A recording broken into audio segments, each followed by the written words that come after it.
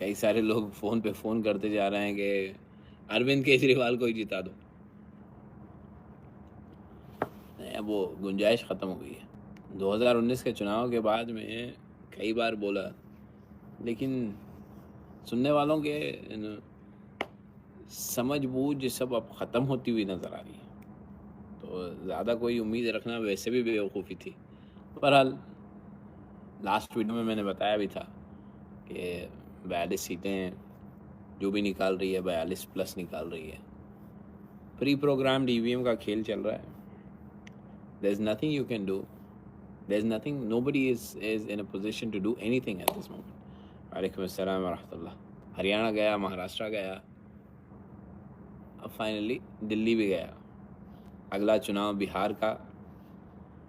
अभी भी अगर जहनों पे पड़े हुए पर्दे नहीं उठे तो फिर बिहार भी गया, आगे तमिलनाडु, पौंडीचेरी, केरला, वेस्ट बंगाल, ये भी जाएगा, आसाम। सो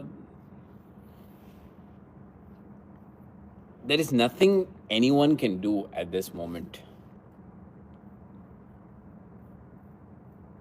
बीजेपी को हराना प्री प्रोग्राम्ड ईवीएम के खेल में अब it's not gonna be easy for anyone.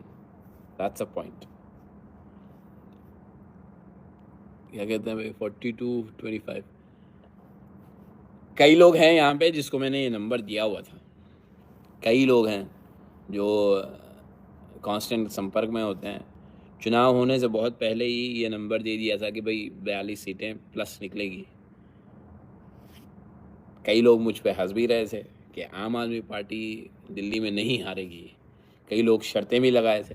कई लोग नम्रता से स्वीकार भी कर रहे थे, क्योंकि वो अपने अपने नेताओं से बात करके देख रहे थे कि भाई हाँ। और तेजस्वी फैक्टर में इतने ज़्यादा बहाव में निकल गए थे कि क्या बताऊँ। बहरहाल तेजस्वी का फैक्टर जो है फिर से दोबारा आने वाला है। 6 महीने में बिहार के चुनाव अपनी तूल पकड़ेंगे। So till then there is nothing you can do. कल कांग्रेस के पूर्व अध्यक्ष और लोकसभा में नेता प्रतिपक्ष राहुल गांधी, सुप्रिया सूले और संजय रावत को, जिसके चलते जो है महाराष्ट्र में चुनाव हारे हैं, उन सबको देख रहा था। पूछ भी रहे हैं तो क्या पूछ रहे हैं? चुनाव आयोग से पूछ रहे हैं कि भाई लिस्ट दे दो। अभी भी इन लोगों के जहनों में पड़े हुए पर्दे नहीं हटे हैं। इनको अभी भी लगता है कि अच्छा हाँ देख लो भाई, वोटर लिस्ट में वोटर बढ़ गए हैं इसीलिए हम हार गए हैं। ये चक्कर में पड़े हुए हैं। ये कबूल नहीं करना चाहते हैं कि ईवीएम के चलते ये भारतीय जनता पार्टी को मेरी मदद के बगैर नहीं हरा सकते। लेकिन उसके बावजूद भी वही कुत्ते की दुम टेढ़ी की टेढ़ी।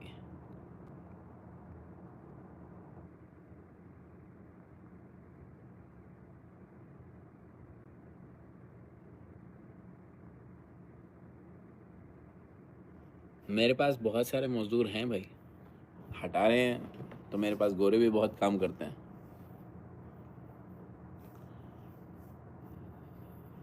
नहीं है, I did not do anything बादशाह साहब, I did not do anything, I just sat and watched.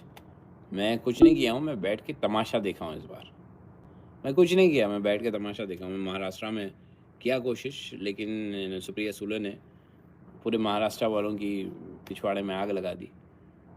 तो मैं बैठ के इस बार देखा हूँ, बड़े मज़े ले रहा था। मैं 5 तारीख से अब तक जो है बड़े मज़े ले रहा था। कामले साहब नहीं, आप आना चाहिए था। देखिए आपको 2 बार ला के दिया था, लेकिन वो जीतना नहीं चाह रहे थे, तो मैं क्या करूँ भाई, ज़बरदस्ती अपने जेब का पैसा लगा के जीता उनको। कांग्रेस 0 सीट, कांग्रेस का वजूद ख़त्म होने वाला है दिल्ली में। कांग्रेस का भी ये हाल है। आने वाले चुनाव में बिहार में कांग्रेस शायद 3 या 4 सीटों पे समेट के रह जाएगी। उसके बाद आसाम, वेस्ट बंगाल, तमिलनाडु, केरला, पौंडीचेरी, इसमें भी यही हाल होने वाला है। यहाँ से ले दे के भारतीय जनता पार्टी को चुनाव में हराना लगभग नामुमकिन है। यहाँ से अब जितने चुनाव होंगे ना, उसमें किसी भी चुनाव में बीजेपी को हराना लगभग नामुमकिन के बराबर है। अब आप ईवीएम पे ठीकरा फोड़ो ना फोड़ो, doesn't matter, there is nothing much you can do. Speech का आप क्या करोगे कामले साहब? स्पीच का, राहुल गांधी की स्पीच आप लेके जो है अपना घर चलाओगे, या किसी गरीब को बोलोगे भाई भूख लगी है तो स्पीच सुन ले, तेरी भूख मिट जाएगी, ये बोलोगे आप? क्या करोगे आप इनकी स्पीच का?